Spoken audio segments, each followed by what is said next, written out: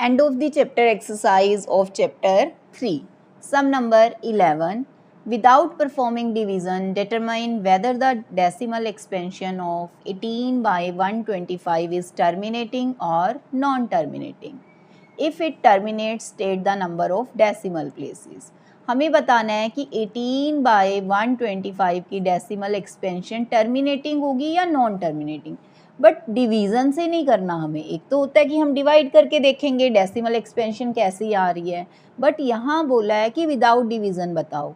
तो without division देखो क्या मेथड होता है बेटा, पहले इसे लोएस्ट फॉर्म में कन्वर्ट करो। लोएस्ट फॉर्म मीन्स क्या है कि अगर ये किसी टेबल पर न्यूमरेटर और डिनोमिनेटर कट हो रहे हैं तो उसे कट करो, नहीं हो रहा है ये कट, ये लोएस्ट फॉर्म ही है। अब ये लोएस्ट फॉर्म है तो इसे हम किसके इक्वल लिखेंगे एक बार, P बाय Q। तो यहाँ P न्यूमरेटर हो गया और Q डिनोमिनेटर। अब हम Q जो डिनोमिनेटर है इसकी प्राइम फैक्टराइजेशन करेंगे, तो क्या प्राइम फैक्टराइजेशन आएगी इसकी, 5 पावर 3। अब देखिए इसकी प्राइम फैक्टराइजेशन में अगर डिनोमिनेटर की प्राइम फैक्टराइजेशन में 2 है 5 है या दोनों हैं तो आएगा टर्मिनेटिंग। अगर प्राइम फैक्टराइजेशन में क्या है, prime factors of Q are only 2, only 5 और बोथ, तो आएगा ये टर्मिनेटिंग, अदरवाइज नॉन टर्मिनेटिंग। ऐसा क्यों होता है, देखो ऐसा इसलिए होता है कि इसके प्राइम फैक्टराइजेशन में अगर 2 और 5 है तो हम उसे 10 बना सकते हैं। तो हमें देखो 10 कैसे बनाएंगे, अब हम इसे 18 बाय 125 है तो 18 बाय 5 पावर 3 है। अब 10 कैसे बनता है, 10 के लिए 2 एंड 5 चाहिए। अब यहाँ 5 की पावर 3 है तो इट मीन्स 2 की पावर भी हमें क्या लेनी होगी, 3 ही मल्टीप्लाई करनी होगी दोनों साइड। अब 18 इंटू 8 और ये हो गया 5 इंटू 2, दोनों की पावर ही 3 हो गई, इट मीन्स 10 पावर 3 हो गया। 10 पावर 3 कितना होता है, 1000, और 18 को 8 से मल्टीप्लाई करेंगे 144, तो ये हो गया 0.144, 1 2 3, 3 डिजिट्स के बाद डेसिमल लगाना है। अब देखो अगर नीचे डिनोमिनेटर में 2 5 के अलावा कुछ होता तो हम उसे 10 नहीं बना सकते, अगर 2 या 5 हैं तभी हम उसे 10 बना सकते हैं। तो कौन सी डेसिमल एक्सपेंशन, कैसे पता चलता है कि रैशनल नंबर की डेसिमल एक्सपेंशन टर्मिनेटिंग होगी या non terminating, decimal expansion of P by Q will be terminating. कब होगी terminating, when prime factors of Q are only 2, only 5 और बोथ 2 एंड 5। 3 केसेस हैं, या तो 2 हो ओनली या 5 हो या दोनों हो, तो कैसी डेसिमल एक्सपेंशन होगी, टर्मिनेटिंग डेसिमल एक्सपेंशन। अब हमें बोला है state the number of decimal places, कितने डेसिमल प्लेसेस हैं, 3 डेसिमल प्लेसेस। कितने डेसिमल प्लेसेस है, 3। कन्वर्ट करके भी पता चल गया, वैसे डायरेक्ट ही पता चल जाता है। जो प्राइम फैक्टर्स हैं इसके डिनोमिनेटर के, उसमें 2 और 5 की, मान लो दोनों की पावर्स होती, 2 की पावर 2 होती, 5 की पावर 4 होती, तो जो हाईएस्ट पावर है वहाँ से हमें डेसिमल प्लेसेस पता चलता है। तो कितने डेसिमल प्लेसेस होते, 4 होते, बट यहाँ पे तो ओनली 5 है, तो यहाँ से पता चल रहा है कि 3 डेसिमल प्लेस होंगे। कन्वर्ट भी करके दिखा दिया और डायरेक्ट भी पता चल जाता है। Next question, a rational number in its lowest form has denominator 2 power 3 into 5। देखो ये भी वैसा ही है, 2 पावर 3 into 5 है denominator. How many decimal places with its decimal expansion है, कितने डेसिमल प्लेसेस होंगे, अभी हमने डिस्कस किया है। यहाँ 2 पावर 3 है, 5 पावर 1 है, तो हाईएस्ट कौन सा है, 3 है, तो इट मीन्स कितने डेसिमल प्लेसेस होंगे, 3 डेसिमल प्लेसेस। तो हम कैसे लिखेंगे, decimal places, decimal expansion, decimal expansion will have 3 decimal places. कितने डेसिमल प्लेसेस होंगे, 3 डेसिमल प्लेसेस होंगे। ऐसा क्यों होगा, because we will multiply both numerator and denominator, दोनों को हम कितने से मल्टीप्लाई करेंगे, बाय 5 पावर 2। 5 पावर 2 से करेंगे, क्यों? क्योंकि 2 की पावर 3 है, 5 की पावर 3 बनाने के लिए क्या करना पड़ेगा? 5 पावर 2 से मल्टीप्लाई करना पड़ेगा। टू गेट डिनोमिनेटर कितना बन जाएगा? उसके बाद डिनोमिनेटर हो जाएगा 2 into 5 power 3, it means 10 power 3, यानी 1000 डिनोमिनेटर हो जाएगा। एग्जाम्पल भी ले सकते हो आप, कोई भी एग्जाम्पल लो। वैसे तो ये क्वेश्चन हमारा यहाँ कंप्लीट हो गया, मैं आपको वैसे ही एग्जाम्पल बता रही हूँ।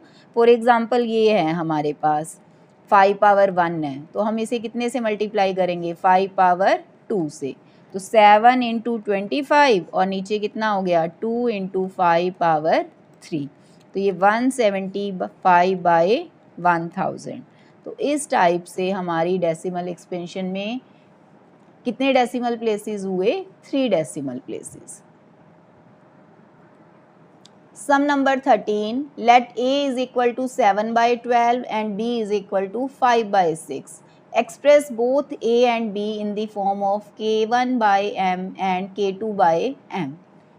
हमें इसे K1 by M and K2 by M, M यानी डिनोमिनेटर दोनों का सेम बनाना है।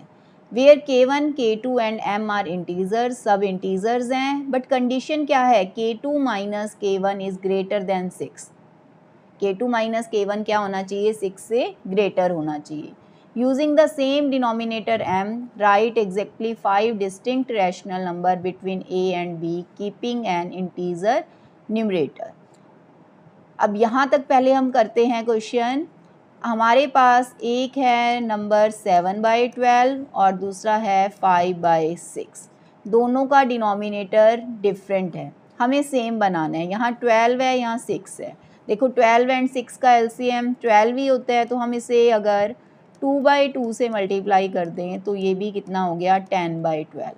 अब डिनोमिनेटर सेम आ गया, तो क्या ये K1 बाई M और K2 बाई M फॉर्म जिसमें K2 minus K1 greater then 6 है, हो गया कन्वर्ट? नहीं। यहाँ अगर हम देखें डिनोमिनेटर तो सेम है, बट K2 माइनस K1 अगर चेक करें तो वो 10 माइनस 7 3 आ रहा है, which is less than 6, not greater than 6। हमें ग्रेटर देन 6 करना है। तो अब ग्रेटर देन 6 करने के लिए हम क्या करें? अगर हम इसे 2 बाई 2 से मल्टीप्लाई करें, देखो सोचना पड़ेगा हमें पहले रफ साइड। अगर हम इसे 2 बाई 2 से मल्टीप्लाई करें तो ये 14 बाई 24 होगा और ये होगा आपके पास 20 बाई 24। तो अब 14 और 20, अब 20 माइनस 14 भी 6 आ रहा है, बट हमें क्या बनाना है? Greater than 6। अब सुनिए मेरी बात को ध्यान से। हमने पहले चेक किया 10 माइनस 7 3 आ रहा है, ये भी लेस देन 6 है। उसके बाद 2 से 2 बाई 2 से मल्टीप्लाई करने पर 14 बाई 24 20 बाई 24, ये 6 आ रहा है इनका डिफरेंस। हमें ग्रेटर देन 6 करना है, तो हम 3 से मल्टीप्लाई 3 से डिवाइड, तो ये हो गया 21 बाई 36 और ये आपके पास हो जाएगा 30 बाई 36। अब देखिए K1 by M and K2 by M form में कन्वर्ट हो गया। तो अब हमारे पास यहाँ पर K2 माइनस K1 देखिए कितना आ रहा है? 30 माइनस 21 9, जो कि 6 से क्या है? ग्रेटर है। Using same denominator M, write exactly 5 distinct rational number between A and B. अब हमें 5 रैशनल नंबर बताने हैं, 5 rational number between A and B, between 7 by 12 and 5 by 6। कौन से आएंगे? ये 21 बाई 36 है, ये 30 बाई 36 है, तो कौन से आएंगे? 22 बाई 36, 23 बाई 36, 24 बाई 36, 25 बाई 36। हमें 5 ही लिखने हैं। वैसे यहाँ पर कितने आ रहे हैं? 26 by 36, 27 by 36, 28 by 36 and 29 by 36। यहाँ कितने आ गए? 1 2 3 4 5 6 7 8। अगर इनका डिफरेंस 9 है तो रैशनल नंबर 8 आए हैं, इट मीन्स 1 लेस आया है। ये बात ध्यान से सुनो। अगर हमें 8 रैशनल, यहाँ पर देखो डिफरेंस 9 का है तो रैशनल नंबर 8 आए हैं, इट मीन्स रैशनल नंबर कितने आते हैं? K2 माइनस K1 माइनस 1 आते हैं। K2 माइनस K1 का जितना डिफरेंस है उससे 1 लेस आता है। यहाँ 9 है डिफरेंस, तो 8 रैशनल नंबर्स आए हैं। हमें यहाँ 5 चाहिए थे, तो कोई भी 5 लिख सकते हैं। उसके बाद इसमें पूछा गया है explain why the condition k2 minus k1 greater than n+1 is necessary to find n such rational number between two rational number a and b। तो अब यही बात तो पूछी है कि k2 माइनस k1 का जो k2 माइनस k1 की जो वैल्यू है वो n+1 से ग्रेटर क्यों होनी चाहिए। n+1 से ग्रेटर नहीं आएगा, इक्वल भी आ सकता है, कि ग्रेटर और इक्वल क्यों होनी चाहिए n रैशनल नंबर निकालने के लिए। तो अब यहाँ देख लो कि मतलब 8 रैशनल नंबर निकालने के लिए इसकी वैल्यू 9 होनी चाहिए, यानी n रैशनल नंबर निकालने के लिए इसकी वैल्यू एटलीस्ट n+1 तो होनी ही चाहिए। उससे बड़ी भी हो सकती है, पर एटलीस्ट n+1 तो होनी ही चाहिए। ठीक है, तो हम क्या है इसका रीज़न क्या बताएंगे, देखो। So condition k2 minus k1 greater than n+1 is necessary to find n rational number between a and b। a क्या है k1/m के इक्वल और b क्या है k2/m के इक्वल। तो इनके बीच में n रैशनल नंबर फाइंड करने के लिए क्या कंडीशन ज़रूरी है कि k2 माइनस k1 की वैल्यू n+1 से ग्रेटर होनी चाहिए या फिर इक्वल भी हो सकती है। Because we can find only k2 minus k1, जितनी उसकी वैल्यू होती है उससे 1 लेस रैशनल नंबर हम फाइंड कर सकते हैं between k1m and k2m, where k2 is greater than k1। देखो यहाँ आपको अच्छे से बता भी दिया कि यहाँ अगर डिफरेंस 9 था तो 8 रैशनल नंबर मिले हैं, तो यानी जितना डिफरेंस होता है उससे 1 कम मिलता है। तो अगर हमें n रैशनल नंबर चाहिए तो डिफरेंस एटलीस्ट n+1 होना ही चाहिए। यानी यहाँ 8 है रैशनल नंबर, तो डिफरेंस 9 का आने पर 8 मिलते हैं। तो n रैशनल नंबर पाने के लिए हमें कम से कम कितना डिफरेंस चाहिए, n+1 का चाहिए। तो ये क्वेश्चन आपका कंप्लीट हो गया। Last some 14, 3 rational number x, y, z satisfy x plus y plus z is equal to 0 and x, y plus y, z plus zx is equal to 0. Show that all the rational number x, y, z must be simultaneously 0. It means तीनों ही एक साथ 0 होने चाहिए, तभी ये conditions possible है। देखो हम कैसे करेंगे, x plus y plus z is equal to 0 हमें गिवन है।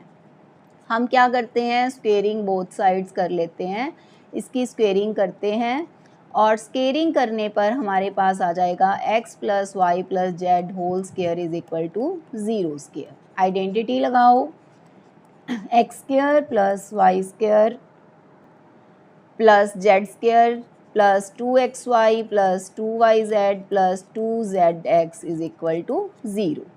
x square plus y square plus z square plus 2 into x y plus y z plus z x is equal to 0।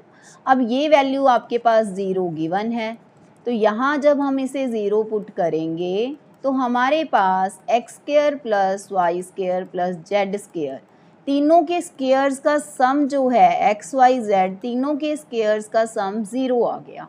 अब देखो तीनों के स्क्वेयर्स का सम 0 कैसे possible है, कि कोई पॉजिटिव हो कोई नेगेटिव हो, बट ऐसा तो हो ही नहीं सकता। क्यों नहीं हो सकता, we know that square of a real number, square of a real number is always non negative, कि ये नेगेटिव तो हो ही नहीं सकता रियल नंबर का स्क्वेयर, तो वो इमेजिनरी नंबर के स्क्वायर नेगेटिव हो सकते हैं, रियल नंबर का स्क्वायर नेगेटिव नहीं हो सकता। देखो आप चाहे -5 का स्क्वायर करोगे तब भी वो पॉजिटिव ही आएगा, और +5 का स्क्वायर तो होता ही है पॉजिटिव, तो रियल नंबर का स्क्वायर नेगेटिव नहीं आ सकता।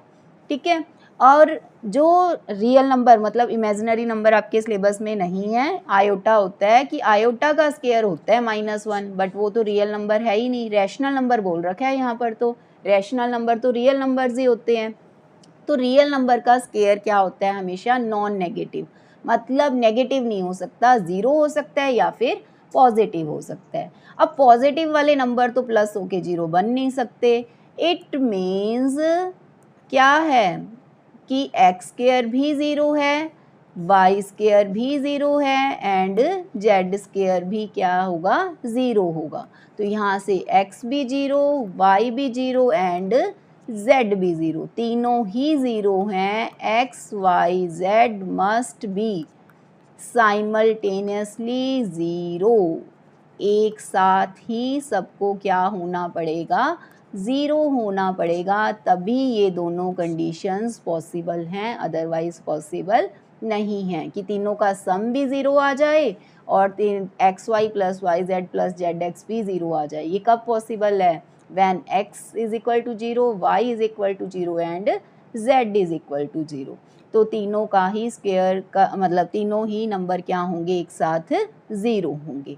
तो ये आपका end of chapter exercise of chapter 3 complete हो गई है और मैंने ये सारे सम्स आपको कंप्लीट करा दिए हैं। अगर आपको वीडियो अच्छी लगी है, आपको सम्स अच्छे से समझ आ रहे हैं, तो आप वीडियो को लाइक कीजिए, चैनल को सब्सक्राइब कीजिए ताकि मुझे और मोटिवेशन मिले आपके लिए ऐसा अच्छा मैटर और आपके लिए वीडियोस बनाने की। ठीक है, अपने फ्रेंड्स के साथ भी इसे शेयर कीजिए। एक प्यारा सा कमेंट आपके लिए जो आप लिखते हो वो मुझे मोटिवेट करता है और अच्छा मैटर बनाने के लिए।